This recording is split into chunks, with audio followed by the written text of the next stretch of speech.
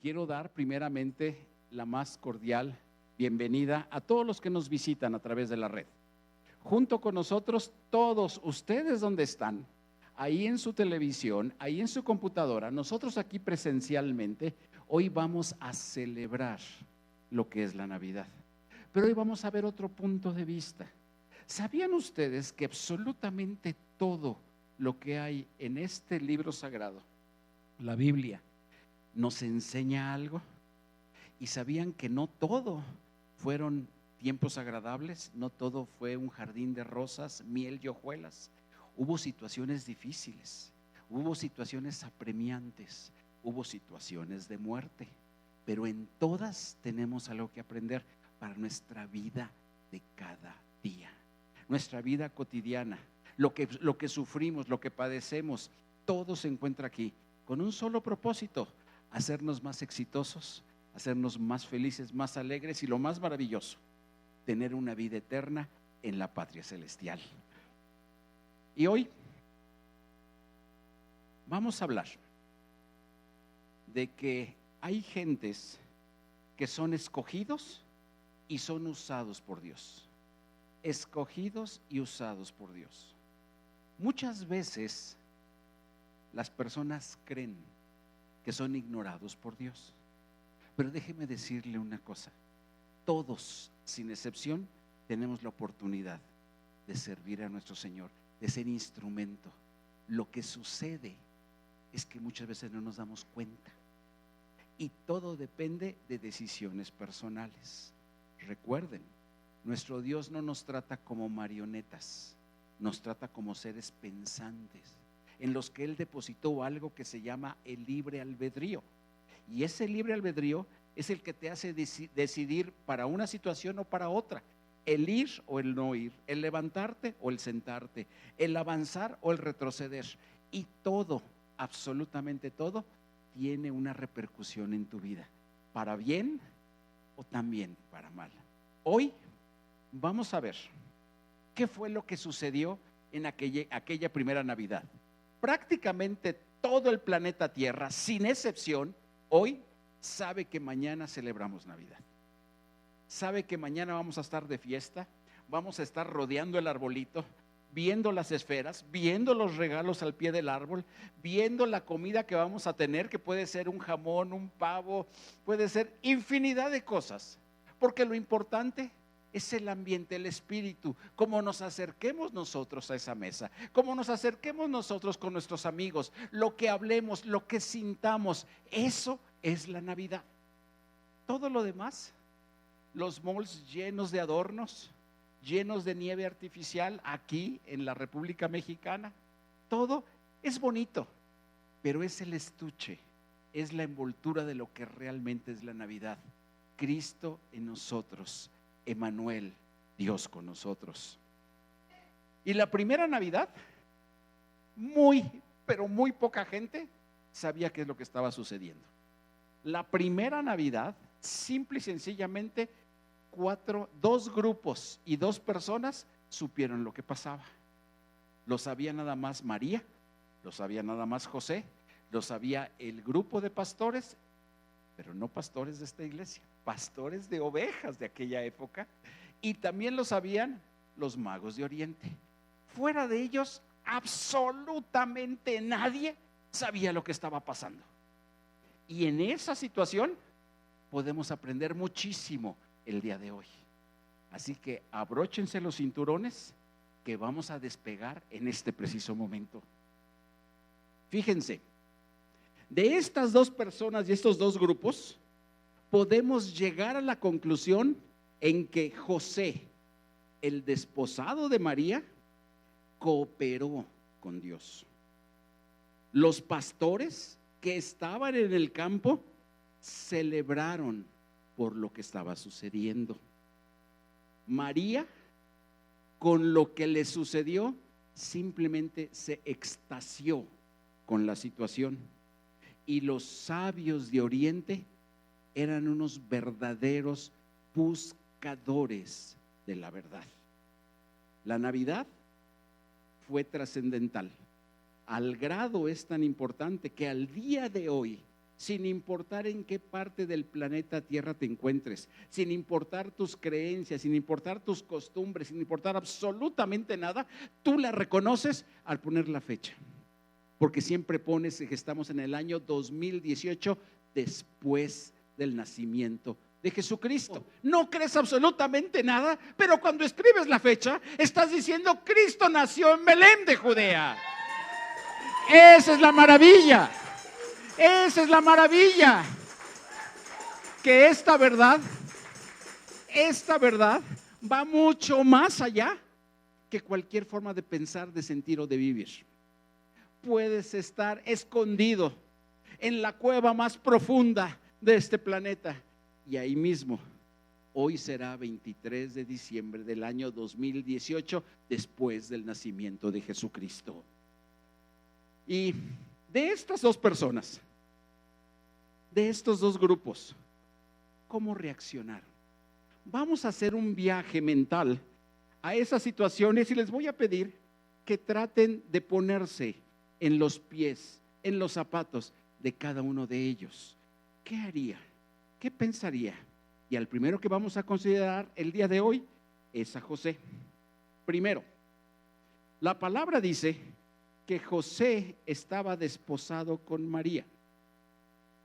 En nuestro lenguaje actual le ponen que María era su prometida, pero realmente no es la traducción exacta, porque las costumbres de aquella época eran diferentes.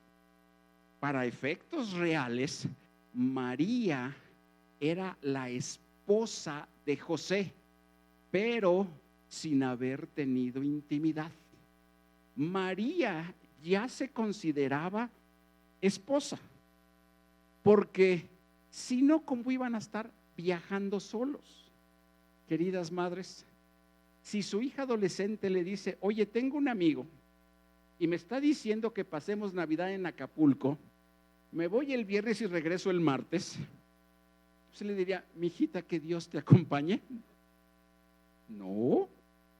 Pero si su hija, que está casada, le dice: mamá, no voy a pasar contigo la Navidad porque mi esposo y yo nos vamos a ir de vacaciones, regresamos el martes, Dios te bendiga, nos hablamos el lunes.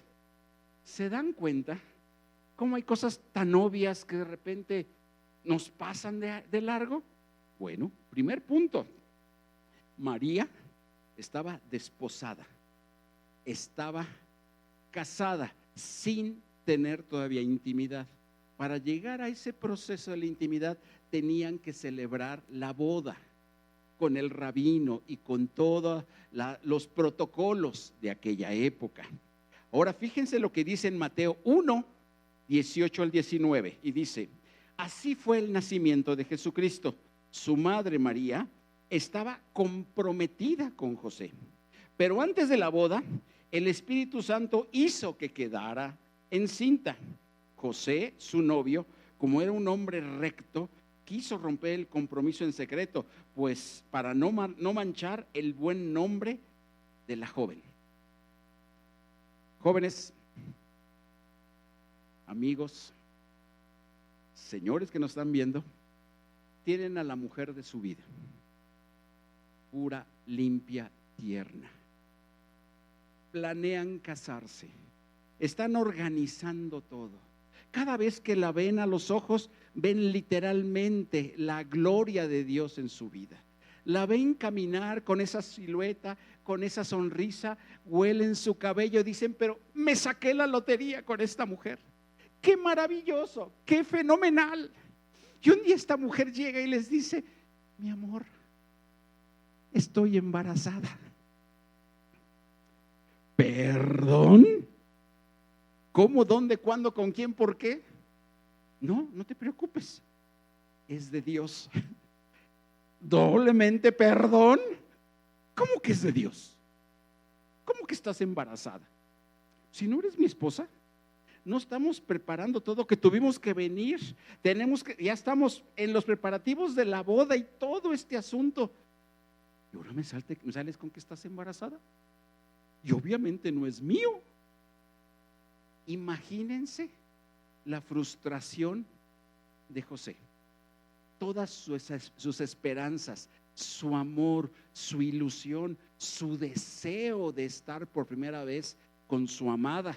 Todo en ese momento se desquebrajó como si fuera de esos cristales especiales inastillables que los rompes y se hacen pedacitos, pedacitos y cayó al suelo.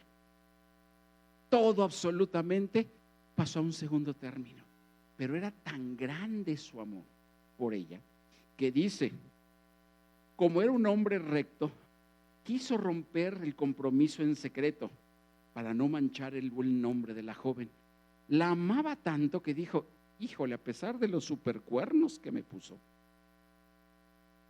la quiero tanto que no quiero mancharla. Porque si saben que siendo mi esposa se embarazó de otro, la van a señalar, hasta la pueden apedrear. Mejor que me echen la culpa a mí. Por eso dijo, mejor me voy en la noche, que nadie me vea, que nadie me pregunte, oye José, pero ¿cómo que dejas a María con tu hijo? Porque voy a tener que decirles, es que no es mi hijo, y echo a perder todo. Entonces él planeó en su corazón marcharse de noche para no manchar el nombre de su amada.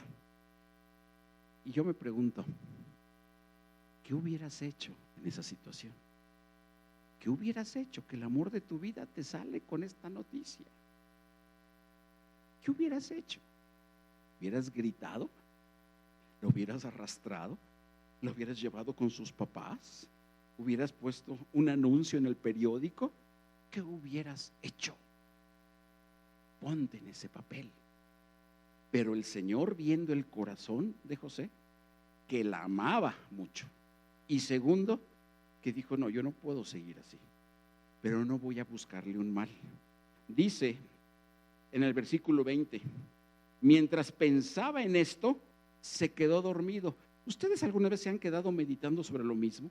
Y patinan, y patinan, y patinan sobre lo mismo. Pero ¿cómo es posible? Nunca me dijo nada, nunca me di cuenta con quién sería, quién se le acercó. No tenía novio antes, no entiendo. Y estaba dale y dale, que se quedó dormido. Y dice, se quedó dormido y un ángel se le apareció en sueños y le dijo, José, hijo de David, no temas casarte con María, porque el hijo que lleva en las entrañas lo concibió ella del Espíritu Santo. ¿Cómo sería la impresión de José? Que el sueño lo sintió realmente vívido.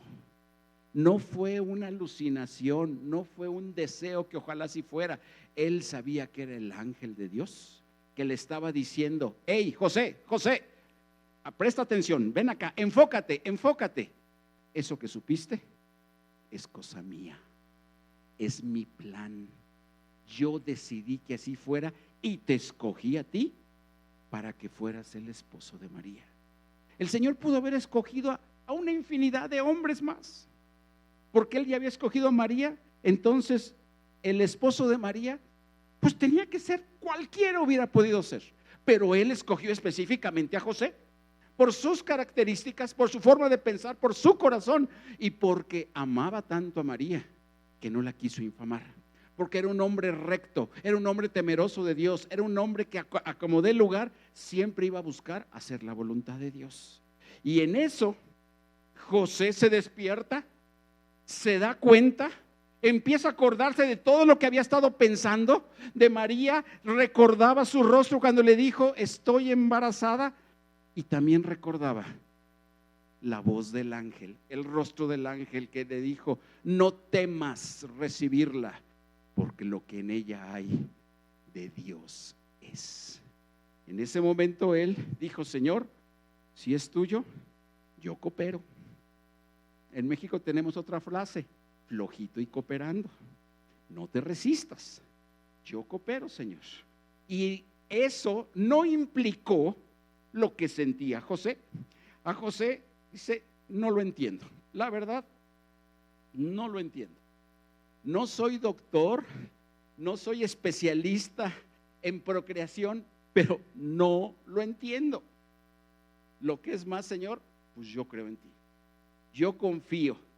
Tampoco me gusta, porque que mi esposa haya quedado embarazada, Señor, pues sí eres tú, pero pues no me gusta, pero yo también, yo coopero, no hay ningún problema. ¿Que esto va a afectar mi imagen? Pues sí, pero no me interesa, yo coopero contigo. ¿Y que esto está dañando mis planes futuros? Pues por supuesto que sí, pero no hay ningún problema, yo coopero contigo, Señor. No importa si no lo entiendo, si no me gusta, si me daña mi imagen pública, si daña mis planes futuros, si daña todos mis sueños, no me importa, porque sé que es tuyo. Y como es tuyo, yo coopero, yo aporto. Tú nada más dime, Señor, Señor, tú dime, brinca, y yo brinco. Lo único que te voy a preguntar es, ¿qué tan alto, Señor? ¿Cuántas ocasiones hay cosas que no entendemos, que no comprendemos, que sentimos que no tienen lógica y queremos una explicación? Señor, a ver, pero explícame, ¿por qué esto? El Señor te dice, hazlo. No, Señor, a ver, déjame sacar un papel y lápiz. A ver, punto número 1, dame tus razones. El Señor no nos debe ninguna explicación. Él te da el privilegio de que cooperes con su plan. ¿Estás de acuerdo? Síguele y serás bendecido. El seguir el plan de Dios es la bendición más grande que puedes tener en tu vida, y tienes la oportunidad.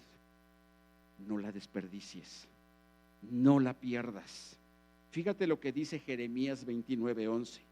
Pues yo conozco los planes los planes que tengo para ustedes, dice el Señor, que son planes de bien y no de mal, para darles un futuro y una esperanza. El Señor dice, yo conozco, no dice, te voy a comentar los planes. Yo conozco los planes que tengo para ti, nos está diciendo el Señor. Lo único que te digo que son planes de bien y no de mal. Y esos planes tienen una razón y un propósito, darte un futuro y darte una esperanza.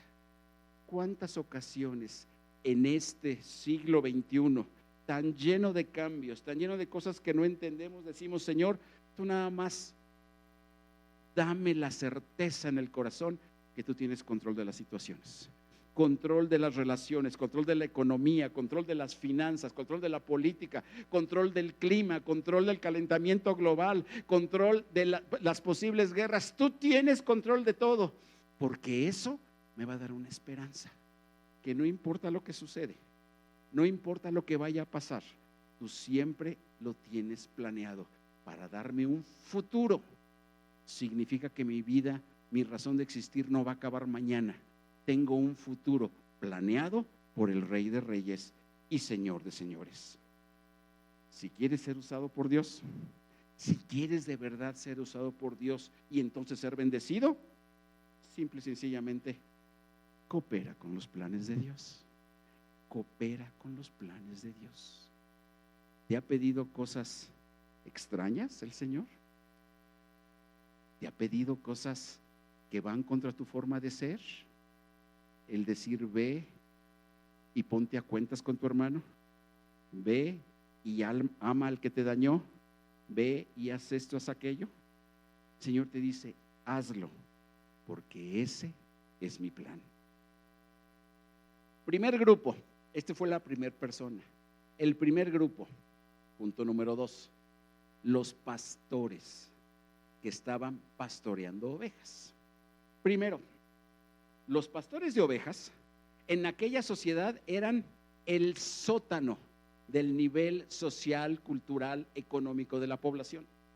Si había alguien que estaba en la escala, en el sótano, eran los pastores. Si alguien no sabía ni sumar, ni contar, ni leer, y no tenía ni medio dedo de cerebro, era pastor. Y le tocaba, porque dicen, lo menos que puede hacer es sentarse a ver que las ovejas no se vayan para un lado o para otro. ¿Qué problema puede tener eso? Y las ovejas son tan dóciles que les grita, le dan un varazo y otra vez, no es estar arreando caballos, no es estar toreando toros de lidia, son ovejas, son borregos que realmente les puedes cortar la garganta y no se mueven. se quedan desangrándose hasta que caen muertos. ¿Qué problema puede tener eso? Por eso cualquiera en la escala puede hacerlo. Esos eran los pastores. Pues resulta que los pastores estaban cuidando ovejas. Y fíjense lo que dice en Lucas 2, 8 al 14. Pero por aquella misma región había unos pastores que pasaban la noche en el campo cuidando las ovejas. Y prácticamente las cuidaban no a las ovejas, sino que no vaya a venir un lobo, no vaya a venir una fiera, no vaya a venir un animal y se las coma, las mate. Entonces las protegían, para eso estaban. Y dice, de pronto, ¿ustedes alguna vez han estado en su cama, dormidos muy tranquilos, y de pronto se oye un estruendo? O alguien choca en la calle, o alguien que anda en la cocina ratoneando, tira un plato y lo rompe. ¿Qué sienten? Que se les sube la sangre a las venas y empieza a salir así. Porque están tan dormidos que no saben qué pasó, no saben qué sucedió. Y ya ni hablar de cuando estás dormido y empieza alerta sísmica, alerta sísmica. Ahí sí que te paras, pero corriendo. Pero en fin, no estamos hablando de eso. Eso nada más sucede en México. Tenemos nuestras lindas autoridades, han tenido la lección de usar una sirena tan especial que te grita alerta sísmica, y en menos de 60 segundos te sientes dentro de una batidora como si fueras el sheik más extraño de este planeta. Por eso, cuando oigan alerta sísmica, compréndanos si de repente ya no ven a nadie aquí y todos desaparecimos. Esa es la alerta sísmica. Dice, pero de pronto un ángel del Señor se les apareció y la gloria del Señor brilló y los envolvió. Los pastores se llenaron de miedo. Imagínense, no nomás estás dormido, sino que llegan no con una lámpara, con esos faros con los que alumbran el cielo, con los que mandan llamar a Batman, y se los echan en la cara directamente. Y atrás, un chorro de señores con alas brillando y te empiezan a hablar. Bueno, olvídate. Qué bueno que no tenía ningún problema cardíaco, si no ahí se quedan de infarto. A ustedes les hago eso y créanme que más de 2 hay que irlos a visitar al hospital. Pues eso fue lo que les pasó a los pastores. Sin previo aviso, sin haber escuchado nada de ese tipo, sin haber conocido que alguien podía ver ángeles. No, de golpe. No nada más la música de los ángeles, no nada más la voz de los ángeles, la luz que los envolvió. La luz que los envolvió. ¿Alguna vez has estado bien dormido y llega tu hijo y te prende la lámpara, la luz? Mamá, ¿estás dormida? ¿Dónde está la chancla? ¿Dónde está la chancla? Es una impresión marca Acme, créanmelo. Pues lo mismo le pasó a los ángeles. De repente, de la nada, luces, alas, gente, voces, dice, y se llenaron de miedo. Pues no es para menos. Lo que es más, en la traducción dice miedo, porque todavía cuando tradujeron la Biblia no existía la palabra pánico, pero la palabra correcta es pánico. Se apanicaron los pastores. Pero el ángel les dijo, no tengan miedo. Calma, no tengan miedo. Les traigo buenas noticias que van a llenar de alegría a todo el pueblo. Hoy ha nacido en la ciudad de David su Salvador, que es Cristo el Señor. Se darán cuenta de que Él es, porque lo encontrarán envuelto en pañales y acostado en un pesebre. De repente aparecieron muchos ángeles del cielo. O sea, al principio eran pocos, luego eran decenas, centenas, muchísimos ángeles del cielo, que alababan a Dios y decían, gloria a Dios en las alturas y paz en la tierra para los que gozan de buena voluntad. ¿Se dan cuenta qué impresión? Definitivamente los pastores no podían regresar a seguir durmiendo. Quedaron profundamente impresionados, lampareados, con los ojos de tostón. Y dice, ¿qué es esto? Y uno le dijo, oye, pues vete parando, que está en Belén un niño, que como dijo, ¿a ustedes no les ha pasado que cuando les dan algo que realmente les impresiona, dicen, ¿cómo no tengo una grabadora? Muy pocos me van a entender esto. Cuando estás en búsqueda del Señor en momentos especiales, llega un profeta y te empieza a decir cosas, de la impresión termina y ¿qué me dijo? ¿Cómo estuvo? ¿Subo o bajo? ¿No les ha pasado? A mí sí me ha pasado. Es una verdadera impresión. Ahora nada más imagínense la luz, los ángeles, el sonido. Literalmente usaron todas las estrategias de interrogatorio totalmente invasivo. Grandes focos encima de uno, luces terribles, también fuerte sonido y una impresión viendo un ejército atrás. Con eso aceptas y declaras hasta de antes de nacer, sí, yo asesoré a Hitler, sí, claro que sí, fui yo. Es una impresión. Pero esos ángeles se pararon y fueron a buscar a ese niño. Y dijeron, nos dieron la clave, va a estar acostado, va a tener pañales, esto, y lo encontraron, literalmente lo encontraron.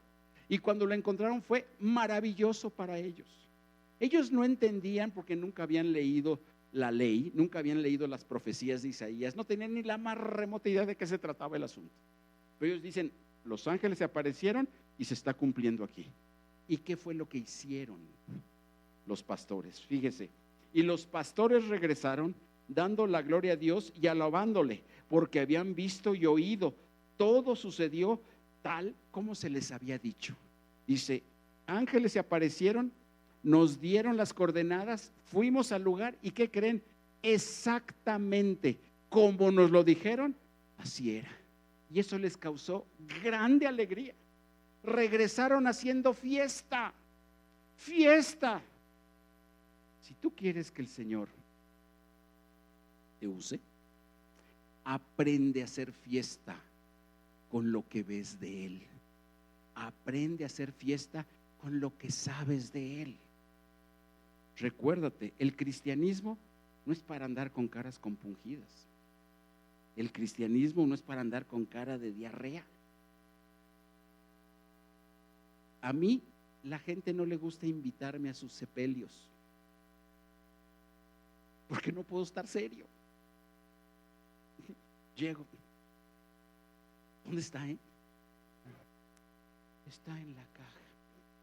¿Lo quieres ver? No, ¿para qué? Mejor me acuerdo cómo era. Literalmente. Y llegamos y vemos, ¿qué hubo? ¿Cómo estás? Vemos un chorro de gente que no habíamos visto. Los parientes, los amigos, hombre, hace como 30 kilos que no te veía. ¿Cómo estás? Porque tenemos una esperanza viva de que nos vamos a ver en las bodas del Cordero. Solo se adelantó, nada más. Lo vamos a ver, no se ha ido. Pues en Navidad, más que nunca antes, es momento para hacer verdadera fiesta. ¿Ya pusiste tu arbolito? Por cierto, esta semana dije, ay Dios mío, nada más porque tengo que compartir, pero si no les decía hasta de lo que se iban a morir. Me salen con lo del árbol. No, que el árbol es del diablo, que los regalos, que el papel con lo que envuelve. Y dije, ay, en la torre, brujos, literalmente. Ahora resulta que la fiesta de nuestro bendito Jesucristo, su nacimiento, todo lo que hagamos, ahora es malo. ¿No se les hace como que el enemigo nada más quiere fastidiar nuestra alegría? Créanmelo, es momento de alegría. La alegría no está en lo que vas a cenar. Si vas a cenar sardinas, benditas sardinas. Si vas a cenar sándwich de jamón, bendito sándwich de jamón. Si vas a cenar paletas de chocolate, benditas paletas de chocolate. ¿Qué es lo que importa? Cristo ha nacido, está en mi vida y por Él tengo vida eterna. Aleluya, aleluya, aleluya. Si quieres ser bendecido, aprende a hacer fiesta por Jesucristo. Aprende a gozarte. Aprende como los pastores a hacer un verdadero reventón de alegría porque Jesús ha nacido en Belén de Judea. La siguiente persona, María. María es maravillosa. Primero, María dice la palabra que estaba apanicada. Señoritas, si ustedes que nunca hubieran tenido ninguna relación física con ningún hombre, de repente les dice el doctor, ¿estás embarazada? Momento, ¿a dónde? ¿A qué horas? ¿Cuándo? ¿Me agarraron dormida? ¿De qué se trata el asunto? Pues así le pasó a María. ¿Ustedes creen que no se apanicó? Además, María, ¿saben cuántos años se estima que tenía? Entre 12 y 14 años. 12 y 14 años. Ustedes a los 13 años todavía jugaban con sus Barbies. María ya estaba arrullando al niño Jesús. Lo que es más, el día de hoy, cuando vemos en las noticias, una niña de 13 años tuvo un bebé, armamos un lío. Que qué barbaridad, mil cosas. Pues la Virgen María, en promedio 13 años, tuvo al niño Jesús. Y la segunda, no tuvo a su mamá con ella, no tuvo a su tía, no tuvo partera, no tuvo hospital. Bueno, no tuvo ni los del Erum que andan en la calle viendo a ver a quién ayudan. Ni eso tuvo. Nada más tenía a José. Pero José, ¿qué sabía de esos menesteres? Había visto a lo mejor a los animales dar a luz, pero una jovencita, una niña literalmente, ella estaba verdaderamente apanicada. Es decir, primero, quedé embarazada. Segundo, voy a dar a luz. ¿Cómo, dónde, cuándo, a qué horas? ¿Cómo es el asunto? Y dice en Lucas 2:19, pero María guardaba todas estas cosas en su corazón y no dejaba de pensar en ellas. ¿Ustedes creen que María, la gente cree, dijo, ¿estás embarazada? Ah, sí, chido. Y seguía su vida como que vámonos a Belén, trépate al burro, me trepo al burro. No, dice literalmente la palabra que María guardaba todas estas cosas en su corazón y no dejaba de pensar en ellas. Yo quisiera preguntarle, ¿alguna jovencita que no esté casada y de repente se da cuenta que está embarazada? Si dice, estoy embarazada, bueno, a partir del 2 de enero empiezo a pensar en esto, a ver qué hago. Mientras, a gozar las fiestas. No. Mañana, tarde y noche, y en la noche a las 3 de la mañana se despierta y ¿qué creen que es lo primero que le viene a la mente? Estoy embarazada. Sale a caminar, se sube al metro, se agarra del metro, ¿qué cree que piensa? Estoy embarazada. Todo el tiempo piensa lo mismo y le da vueltas y vueltas y vueltas y vueltas. Es lógico. Las madres, las que han tenido sus bebés, primero, segundo, tercero bebé, ya están casadas, tienen a su esposo. Cuando quedan embarazadas, no hay otro tema de conversación. Les hablan por teléfono. Uno, hermana, muy buenas tardes. Hermano, estoy embarazada. Qué bueno, pero mire, yo le hablaba. No, hermano, es que estoy embarazada. No tienen otro tema de conversación, porque es maravilloso. ¿Sabían que la capacidad de embarazarse es puesta por Dios por una sola razón? Cuando Dios formó a Eva, Él dijo, con el único ser de la creación que yo, Dios, voy a compartir la capacidad de crear eternidad, es con la mujer. Porque la mujer cuando se embaraza y cuando está gestando un ser humano, lo primero que ese ser humano adquiere es su espíritu inmortal. Y no significa que hay espíritus sentaditos en una nube esperando a ver a dónde bajan. Eso es de Walt Disney. Cuando hay concepción, en ese momento hay un espíritu inmortal. No me importa cuántas horas, días o semanas tenga ese bebé, ya hay un espíritu inmortal en él y por consiguiente ya es una criatura de Dios, una creación divina. Por eso es que la mujer, cuando queda embarazada, sin importar las situaciones y condiciones, no lo puede olvidar. Y por eso nosotros en esta organización, por principios y valores, rechazamos rotundamente el aborto provocado. Seguimos.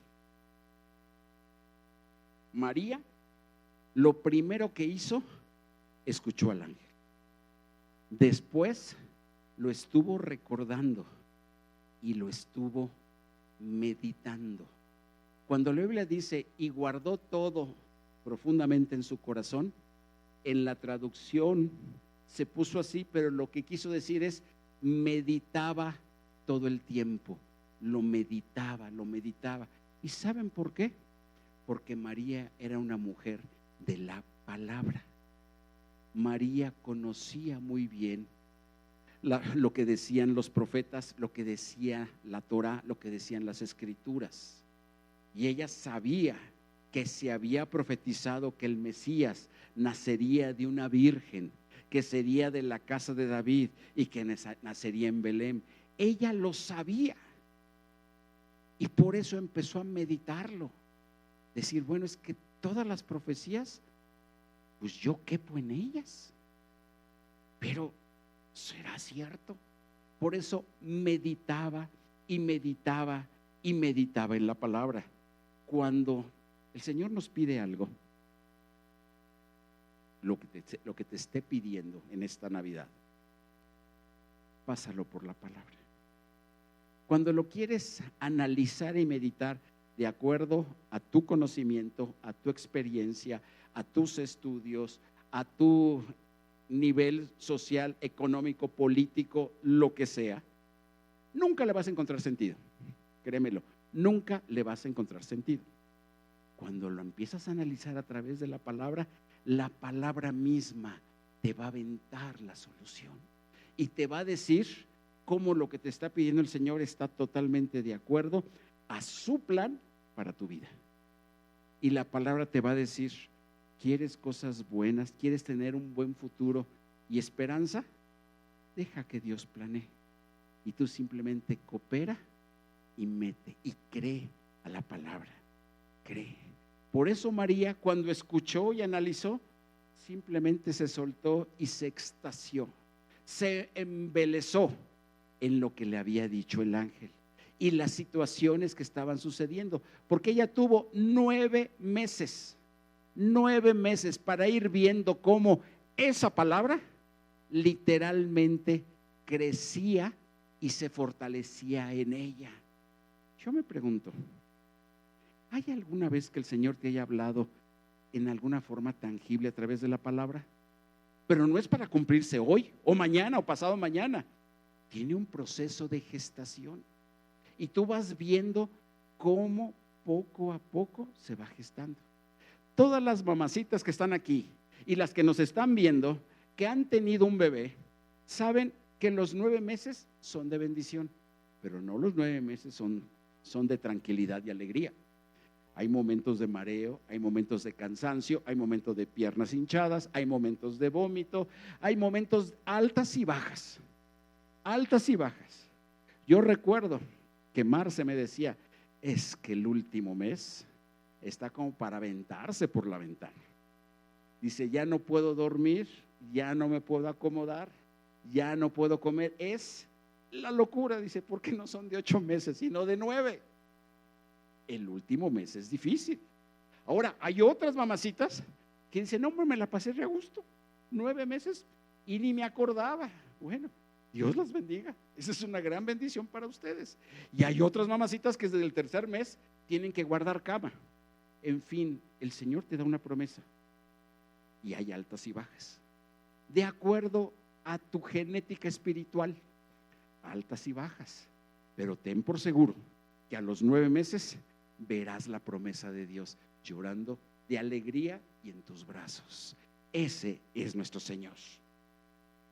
Santiago 1:21 nos dice: por eso, despójense de toda suciedad y de la maldad que tanto abunda. De esa manera podrán recibir con humildad la palabra sembrada en ustedes. Esta palabra tiene poder para salvarles la vida.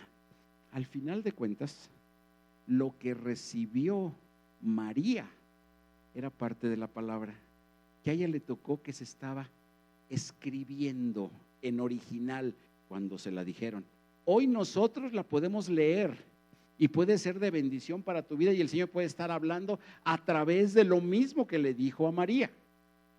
Pero en aquel momento María dijo: esto es palabra de Dios y lo voy a tomar como cual. Lo escuchó, lo guardó en su corazón, lo meditó, lo recordó y siempre lo tuvo presente. Porque también en Josué 1:8 dice: que no se aparte nunca de tu boca este libro de la ley. Medita en él de día y de noche y obedécelo al pie de la letra, y solamente así tendrás éxito. ¿Cuántas ocasiones hemos querido tener éxito en lo que hacemos? Y la palabra habla muy pocas veces acerca del éxito, pero una de las ocasiones que habla es esta: lee y medita en la palabra. La palabra de Dios es la base, la piedra angular de principios y valores para el bienestar, para la bendición y para el éxito. La palabra de Dios.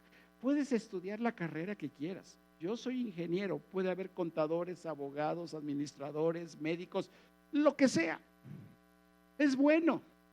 Si tienes maestrías y doctorados, qué bueno. Pero la piedra angular de tu vida tiene que ser la palabra de Dios, porque en la palabra de Dios aparecen los principios y los valores para poder ejercer cualquier profesión en el planeta Tierra. La palabra de Dios. Para ser usado por Dios, tienes que meterte a la palabra. El Señor no te va a usar si no estás metido en la palabra. ¿Y sabes por qué? Porque Él te va a hablar y tú no vas a saber ni de qué te está hablando. Si Él te dice algo, pero no lo ubicas en la palabra, no sabes de qué te está hablando. A mí me tocó ver a algunos siervos de Dios que no se metían en la palabra. Conocían mucho de otras cosas, pero no se metían en la palabra. Pero como eran siervos de Dios, el Señor les hablaba y no entendían. Si es que el Señor me dijo esta frase, y pues está en la Biblia, se refiere a esto. ¿En dónde está? Aquí está. Créeme que el Señor no te va a hablar ni en términos legales, ni en términos médicos, ni en términos de ingeniería. Él te va a hablar con el mismo lenguaje que habla en su palabra. Cuando Él nos dice que no nos dejará, Él te dice: no te desampararé. Cuando Él dice que Él te sanará, Él te dice: por mis llagas fuiste sanado. Cuando tienes problemas económicos, Él dice: no te preocupes, si yo cuido a las aves, ¿cómo no voy a cuidar de ti? Y el que no ha leído la palabra dice: bueno, ¿y qué tienen que ver los canijos pajaritos? Yo lo que necesito es pagar la tarjeta de crédito. El que no, si yo cuido de las aves, voy a cuidar de ti. Otra vez con lo mismo. Aprende la palabra, métete en ella, memorízala, para cuando el Señor te hable aquí a tu mente, sepas exactamente de qué se trata, porque vas a conocer el antetexto, el texto y el posttexto. Sabes muy bien de qué se trata. Eso es meterte en la palabra. Y el último grupo que vamos a tocar hoy, los sabios de Oriente. Este grupo a mí me fascina, la verdad me fascina. Primero, muchos en algunos países les llaman los Reyes Magos. No, no eran reyes. Tampoco eran tres, no se sabe cuántos eran. Simplemente que llegaron sabios de Oriente. Ahora, fíjense muy bien, no eran reyes, porque no eran reyes, eran científicos. En aquella época, a la gente, los científicos, los que estaban estudiando la astronomía, porque antes no existía como ahora ingeniería, medicina, bellas artes, arquitectura. No. Antes la ciencia era todo. El que era médico también era medio arquitecto, también era inventor, era matemático y casi todos astrónomos. Entonces ellos se dedicaban a estudiar, pero ellos tenían la peculiaridad que eran asesores de los reyes. Ahora, habla de que venían de lejos. Se especula, se cree que venían de Persia o de Babilonia, que venían de esos lugares que actualmente es Irak e Irán. Venían de allá, eran gente muy rica, era gente poderosa y con muchos conocimientos, que habían salido desde tiempo antes de que naciera el niño Jesús. Ahora, estos hombres, la característica que tenían es los que salieron de Babilonia, entre comillas. ¿Quién en la secundaria usó el libro Baldor de matemáticas? ¿Se acuerdan del famoso Baldor? Todos nos acordamos. ¿Qué imagen tenía en la portada del Baldor? ¿Cuál? Un árabe, ¿verdad? Y siempre decimos, ¿y este árabe qué hace aquí? Bueno, era un babilonio, porque los babilonios fueron los que empezaron desde muchos miles de años a empezar a hacer todas las ecuaciones cuadráticas. Son los que empezaron a hacer los principios trigonométricos, que después fueron perfeccionados. Ellos eran expertos en los números, expertos en las matemáticas, en las cuentas. Y ellos, por eso podían analizar y estudiar todo lo que era la astronomía, los ciclos, las vueltas, mil cosas con todos los elementos que tenían. Entonces eran de ese tipo de gente. ¿Saben quiénes fueron similares a ellos? José, el de Egipto, y Daniel. José, como era el que interpretaba sueños, dijo, no, este es un mago. Pues ni le dices qué soñó y te dice qué soñaste y qué significa. Y lo que es más, le atina. Y después empiezas a ver su forma de vida y era el segundo del faraón. Te vas mucho tiempo después y llegas con Daniel. ¿Y Daniel quién era? El segundo del rey de Nabucodonosor. Y Daniel estuvo con 4 reinos: los sirios, los persas, los babilónicos y los medopersas. Porque era tan valioso, tenía tantos conocimientos que nadie lo dejaba ir. Él simplemente lo jalaban a la nueva administración y seguía funcionando, seguía hablando. Eso a todos ellos les llamaban magos, porque decían, oye, ¿cómo es posible que a este grupito, a uno los echamos a un lago de fuego, a un lugar, a un horno de fuego, y no les pasa nada, ni siquiera su ropa huele a fuego, y al otro le echamos con los leones muertos de hambre y se ponen a platicar? Pues son magos, no sé cómo le hacen. De ahí viene el nombre de magos. Bueno, los magos ven en el cielo, leen. Ellos, como tenían mucho dinero, tenían su copia autorizada de las profecías bíblicas, profecías de Isaías. Lo tenían porque eso costaba mucho dinero. Entonces empezaron a ver el cielo y descubrieron que lo que decía la profecía de muchísimos cientos de años antes, con lo que estaban viendo, se estaba cumpliendo. Dijo, oye, ¿se está cumpliendo? ¿Y dónde dice que van a ser? No sé, pues allá por Judea. que en Belén. A ver, búscate el mapa mundi. No, pues si hay algo que se llama Belén, pues vámonos. Preparan todos sus carruajes, sus camellos, sus sirvientes, porque no viajaban solos, con un chorro de gente, y se empiezan a encaminar a buscar la resolución de la profecía. Ellos creían. Mucha gente dice, porque estudié y ahora soy un gran erudito, no creo en Dios. Pero la verdad es que entre más estudias, más compruebas la existencia de Dios. Los que empiezan a estudiar dicen, no, es que no existe Dios, hay un Big Bang. Sigues estudiando y dices, no puede existir. Si hubo un Big Bang, hubo alguien que apretó el botón para que surgiera ese Big Bang, y ese alguien es Dios. Entonces llegan ellos, empiezan a caminar, porque tenían que invertir mucho tiempo.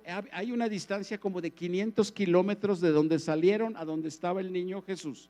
Empezaron a caminar, empezaron pues a gastar su dinero, sus recursos, su comodidad, porque ellos caminaban X cantidad de kilómetros diarios, llegaban, vamos a dormirnos, y no crean que se echaban ahí con un sleeping bag, no.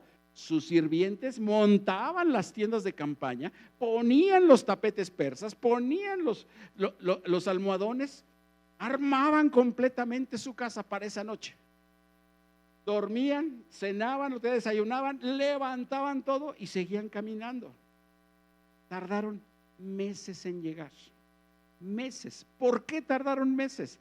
Porque pudieron ver la estrella como astrónomos desde muy lejos. Decían, según la trayectoria, esa estrella va a llegar por aquí, más o menos en esta época. Así fue como calcularon el tiempo para poder llegar. Tardaron mucho, y fíjense lo que dice en Mateo 2:11. Entonces entraron en la casa y al ver al niño con María, su madre, se postraron ante él para adorarlo. Primero, ¿dónde nació? ¿Dónde dio a luz María?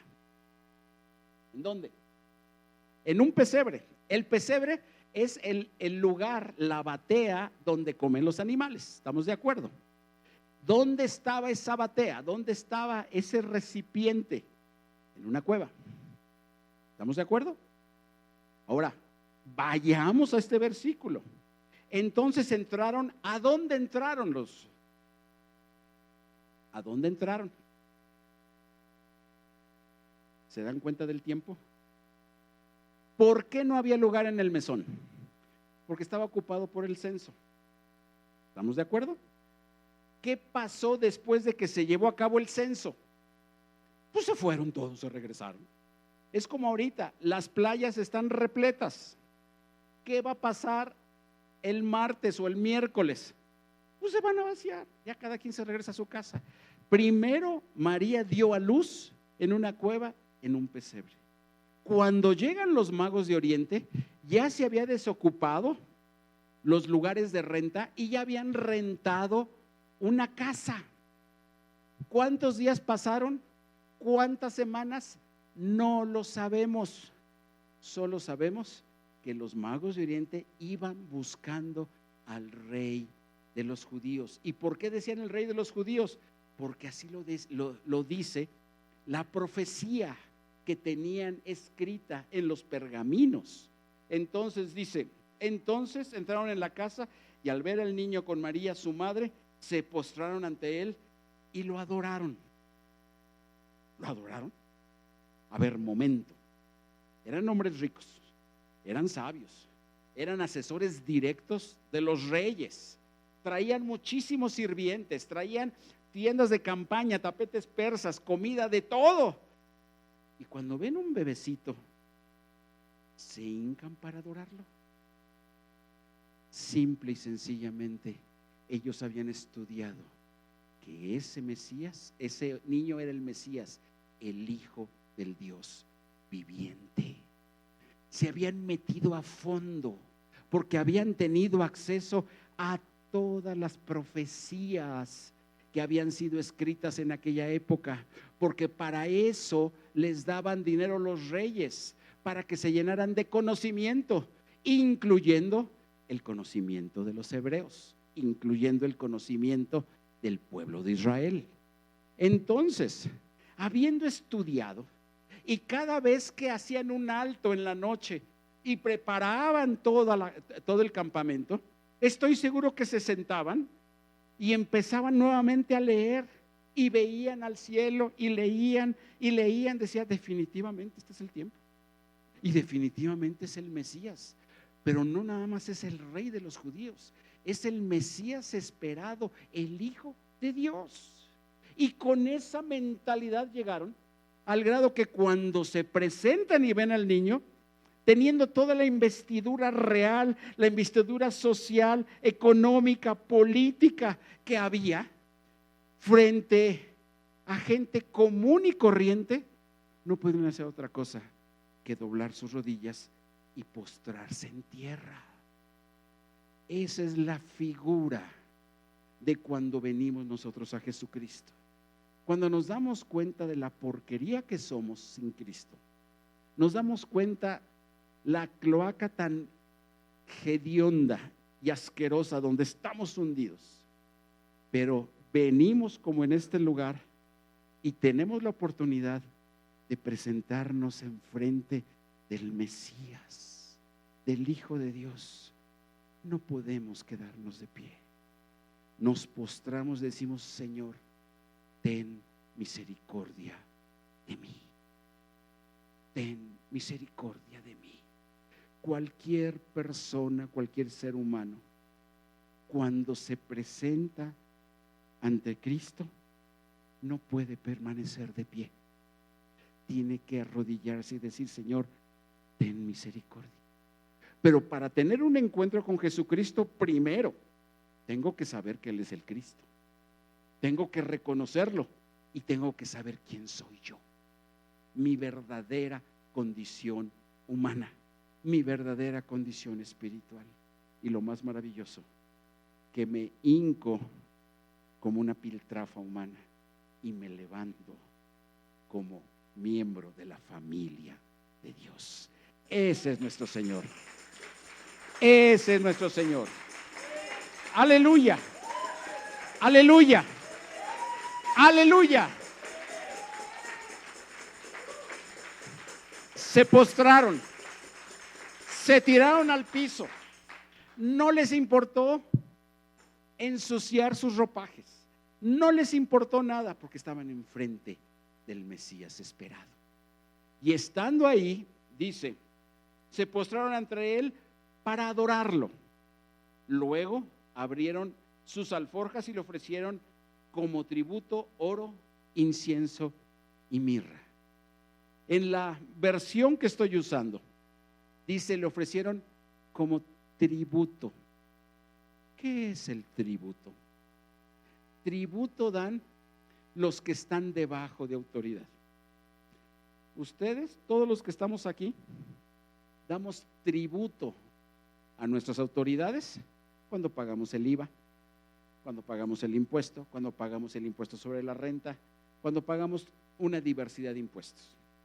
Damos tributo. En el antiguo tiempo estaban los reyes y permitían que la gente viviera en sus territorios, y por ese hecho pagaban un tributo que era el equivalente a un impuesto, al grado que el punto más claro lo tiene José. Cuando la época de las vacas flacas, cuando hubo el hambre y que los egipcios empezaron a quedarse con hambre, vinieron primero con José: oye, véndenos trigo porque tenemos hambre. Dijo: sí, cómo no, como yo ahorré, les vendió primeramente. Se fueron, luego volvieron a regresar: oye, ya se nos acabó. Pues ¿qué tienes? No, pues dinero ya no tengo. Bueno, véndeme tus herramientas, véndeme tus animales, véndeme con lo que trabajabas. Sí, cómo no. Se los dan y les da más trigo. Se van otra vez. Con el tiempo regresan: José, nos seguimos muriendo de hambre. Pues ¿qué tienen? No, pues ya te dimos nuestras tierras, ya te dimos nuestro dinero, ya te dimos nuestros utensilios de labranza, ya no tenemos nada, nada más nosotros. Te compro como esclavo. ¿Te parece? Sí, pues de morirme de hambre, mejor soy tu esclavo. Les da trigo y en ese momento se convierten en esclavos del faraón. Pero ¿qué les dice en ese momento José? Ahora, a partir de ahora, ustedes, su tierra, su dinero y sus utensilios son propiedad del faraón. Ahora les voy a dar para que siembren, y de lo que siembren y cosechen, el 20% va a ser para ustedes. Úsenlo, coman, vivan con ello, y el otro 80% es para el faraón. Y así vivieron felices de la vida, sin problema, sin preocupación, pagando el tributo que José les había pedido. Solo pagaban el 20%, realmente barato, y ellos se quedaban con el 80% para ellos mismos. Ahora, ¿qué está sucediendo con estos magos de Oriente? Llegan, reconocen al Mesías, al rey de los judíos, dice, y sacan de sus alforjas el tributo, porque lo estaban reconociendo como el rey de toda la era, como el rey y señor de ellos como personas, de sus propiedades y de la tierra misma. Y lo primero que le dan, abren el primero y le dan oro. El oro en aquella época y en la actualidad sigue significando poder, riqueza. Con oro tú puedes comprar tierras, puedes comprar casas, puedes comprar propiedades, puedes comprar comida, puedes hacer lo que quieras. Si algo se puede comprar, lo compras con oro. Y estos magos de Oriente reconocieron, al darle ese oro, que todo lo que ellos tenían era gracias a él. Sabían que por ser el Señor de la creación, por una revelación divina que les estaba dando, por eso se habían postrado, decían, esto no es nuestro, es tuyo. Tú eres el Señor de la creación. Hay algo muy especial con respecto al oro, con respecto al dinero. Si tú le preguntas a alguien, oye, ¿crees que Jesucristo murió por tus pecados? Sí, claro que sí. ¿Eres salvo por la sangre de Cristo? Sí, ¿cómo no? Le dices, oye, la palabra dice que por sus llagas fuimos sanados. Lo que es, claro que sí, el Señor me ha sanado. El Señor dice que Él te va a ayudar y te va a prosperar. Sí, claro que sí. Todo lo que le digas lo creen, en verdad, lo creen y lo llevan. Si alguien está enfermo, viene aquí y dice, Señor, por tu llaga fuimos sanados. Yo sé que me vas a sanar, y el Señor lo sana. Cuando dices, cree en el Señor Jesucristo y estarás salvo tú y toda tu casa, empiezan a orar, Señor, tú lo prometiste y tú lo vas a cumplir. Toda mi casa será salva. Y así estamos uno tras otro. Pero cuando dices, traer vuestros diezmos al alfolí y probadme. A ver, espera. No te entendí, Señor. A ver, otra vez. Con manzanas. ¿Cómo nos cuesta trabajo creer que si cumplimos lo que el Señor nos dice, Él nos va a bendecir y nos va a ayudar? Decimos, bueno, es que es el 10%, Señor. Es muchísimo. ¿Qué te parece el 5%? Y queremos empezar a negociar. Y luego queremos como enredar al Señor. Señor, es que mira, ya di el 3 a tu iglesia, pero el otro 7, ay, mi abuelita está muy mal. Ya le di dinero a mi abuelita. Oye, la viejita de enfrente. Y si le sumamos todo, ya es el 10. Trae los diezmos al alfolí. ¿Se dan cuenta cómo el ser humano, nuestra mente, siempre le busca mangas al chaleco? Cualquier otra cosa lo creemos, pero esa nos cuesta trabajo. Pero los magos de Oriente dijeron, lo primero, aquí está el oro, porque tuyo es el oro, tuya es la plata. Tú eres el Señor de las riquezas. Si eres el Señor de mi vida, pónganselo ustedes, personas, si eres el Señor de mi vida, ¿no irás a ser el Señor de mi cartera? El Señor nos muestra a través de los magos de Oriente que lo primero que dieron fue el oro. Lo segundo que dieron, incienso, es la representación de nuestra adoración. Yo pregunto, ¿cuál es tu adoración? ¿Sabes en dónde está apuntada tu adoración? En tu celular. Oh. ¿Qué fotos traes en tu celular? ¿Qué artículos traes en tu celular? ¿Con quién chateas más en tu celular? Hay gente que su adoración son sus hijos, qué bueno. Hay gente que son sus amigos, hay gente que es su trabajo, hay gente que son sus coches, hay gente que es su casa, hay gente que es su posición, hay gente que es su poder político, hay gente de todo tipo.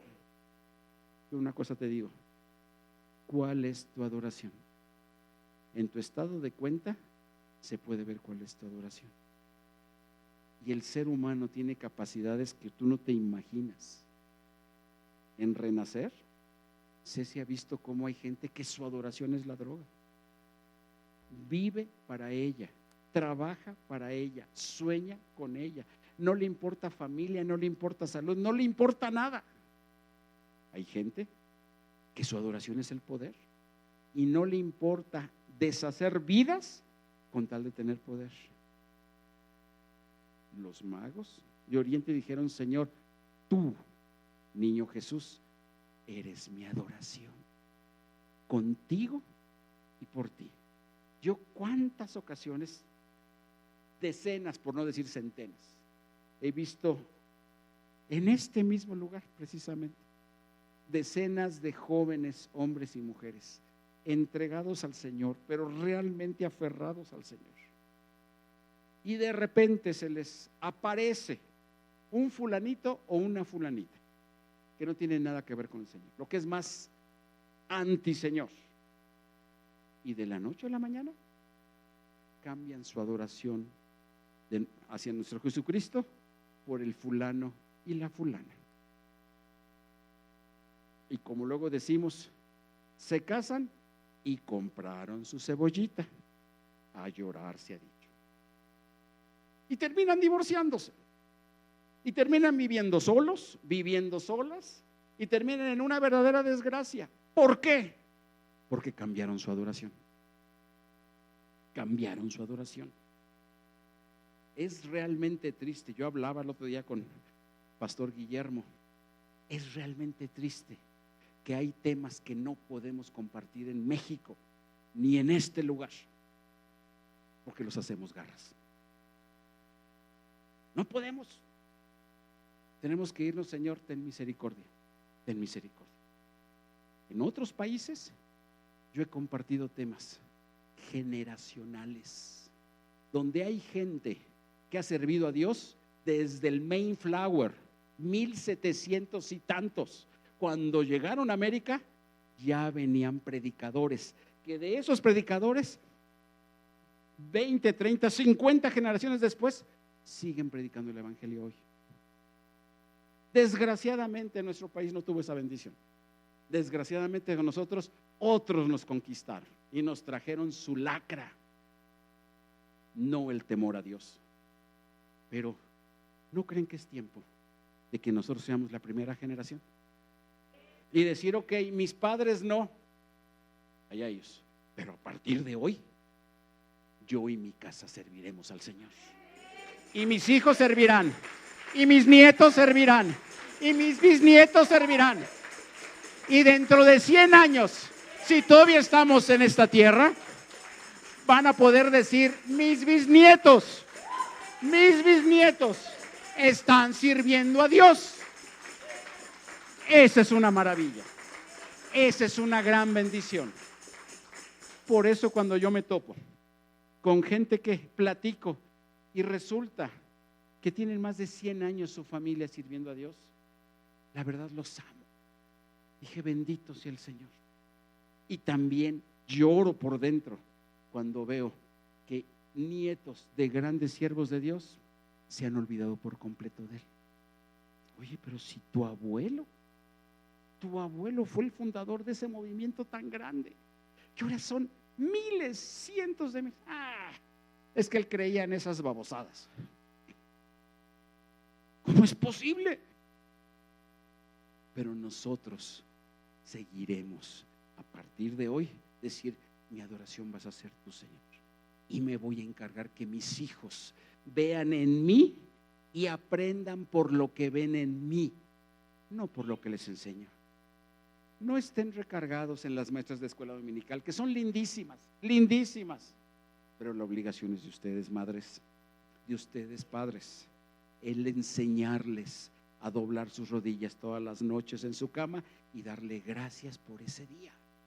El sentarse en la mesa a comer sus alimentos y darle gracias por esos alimentos. Cosas que ustedes tienen que enseñarle a sus hijos. Si no se las enseñan algo tan simple, no se extrañan que sus nietos y sus bisnietos sean unos completos descreídos. ¿Se fijan cómo todo empieza en el núcleo familiar? Así como hace 2000 años nuestra redención empezó en un núcleo familiar, que fue la familia de nuestro Señor Jesús.